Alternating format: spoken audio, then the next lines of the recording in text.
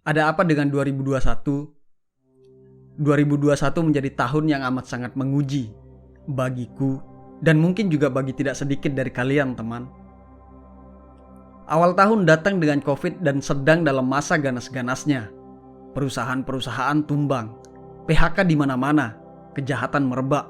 Mulai dari mereka yang memanfaatkan peluang demi kenikmatan sesaat, memonopoli ekonomi dan memainkan harga, hingga berbagai hal lainnya yang membuat rakyat menjerit.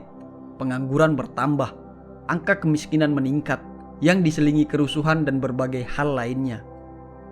Tidak cukup sampai di situ.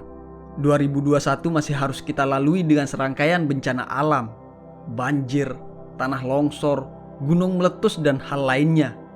Berharap hari esok akan ada jalan keluar, namun yang terjadi kesulitan dan permainan hidup seperti datang bergantian.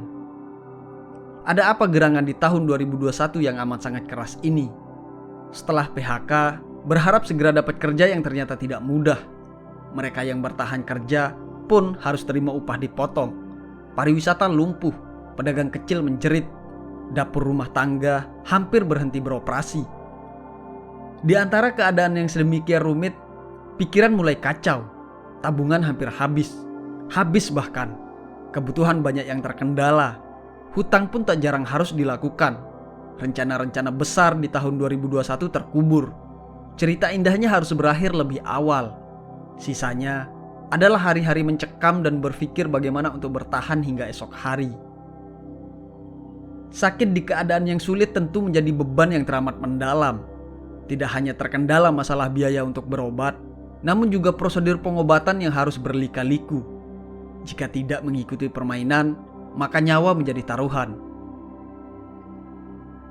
Dan buat kalian teman-teman yang harus menjadi harapan keluarga lebih awal, menjadi tulang punggung keluarga yang dipaksa tegak di saat sedang rapuh dan lemah, bekerja lebih keras dari biasanya dengan upah yang tidak seperti biasanya, bertahan karena tidak ada pilihan meski hati menangis dan teriris, tetaplah menjadi baik dan jadilah dirimu sendiri. Kejam memang keadaan ini. Dunia sudah seperti diputar balik. Yang dulu dihujat, kini dipuja. Yang dulu dihina, kini tertawa. Yang dulu bodoh dan menggila, kini bagai dewa. Pintar dan baik saja tidak cukup untuk beradaptasi dengan liarnya hidup. Butuh licik dan picik jika tidak ingin berada di rantai makanan terendah. Jika hanya demi uang, ada banyak cara untuk mengakalinya, banyak cara untuk melicikinya, dan itu semua dapat dilakukan tanpa merugikan orang lain. Bahkan kalian dapat dengan mudah menemukan alasan untuk membenarkan argumen kalian. Tapi inilah kenyataannya, bahwa hati nurani telah tergadai dengan materi. Kebenaran digantikan demi kemewahan dan kemudahan. Dan manusia seolah berada dalam hukum rimba modern. Siapa kuat dan bertahan, dia yang menang.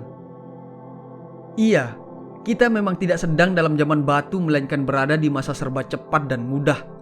Seakan menjadi pintar demi nafsu kejayaan. Tak ada sektor yang tak dapat dibisniskan. Bahkan mungkin jual beli dosa dan pahala bisa terjadi. Namun kita lupa bahwa kita belajar demi terciptanya keadilan agar tidak terjadi hukum gantung di atas kebodohan. Kita lupa bahwa kemudahan adalah demi asas kemanusiaan, bukan hanya demi memanfaatkan peluang. Terus berkarya untuk warisan terbaik dalam cerita kehidupan, bukan hanya demi ketenaran atau numpang tampang. Kita tidak mesti harus memilih hal-hal bodoh dan menggila sebagai hiburan. Tidak mesti harus memuja mereka yang korup dan kejam hanya karena mereka bermodal. Kita juga tidak mesti harus memanipulasi dan merekayasa keadaan hanya demi materi dan ketenaran. Sebab hal itu tak akan membuat kita berbeda dengan mereka yang kita anggap bodoh, gila, dan kejam. Teman, sadarlah. Kita sedang mengukir jejak kehidupan yang akan kita wariskan, bukan hanya kepada anak cucu kita nanti, tetapi juga generasi mendatang. Jangan besarkan mereka dari hal-hal bodoh dan hina yang kita lakukan hari ini, sebab hidup bukan hanya tentang diri sendiri. Kita ini adalah makhluk sosial yang saling terhubung dengan sesama maupun dengan alam. Aku memang bukan siapa-siapa, mungkin hanya rumput yang tak diharapkan dan mengganggu pula dalam beranda kalian, yang omongannya tak perlu didengar sebab mungkin tak ada kebenaran. Aku hanya seorang bodoh yang tak henti heran dengan anehnya dunia. Berharap untaian kata tak bermakna ini dapat mewakili keresahan kalian. Semoga hari ini atau nanti kita menjadi manusia yang memanusiakan manusia nan bijaksana.